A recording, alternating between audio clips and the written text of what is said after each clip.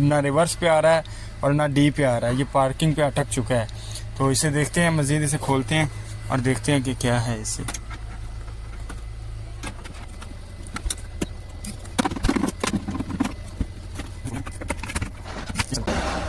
ये यहाँ से ख़राब है, ये देखें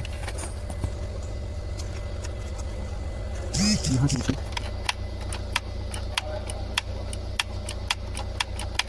तो वैसे चेंज होना था लीवर, लेकिन कस्टमर ने कहा कि भाई इसी को रिपेयर कर दो। तो मैंने जब इसे देखा, खोला, ओपन किया तो देखें ये इसका जो लॉकर है ये फ्री हो चुका था। ये लॉकर है इसका, ये फ्री हो चुका था जो कि लीवर को लॉक कर देता था। इसे मैंने खींच के वायर बांध दी है ताकि जो है ये वापस जाके लीवर को लॉक ना करे। अब आप देख सकते हैं कि जी लीवर है मूवमेंट ओवरऑल कर रहा है, आर पे भी आ रहा है, एन पे भी आ रहा है, डी पे भी आ रहा है और मैनुअली भी ये शिफ्ट कर रहा है।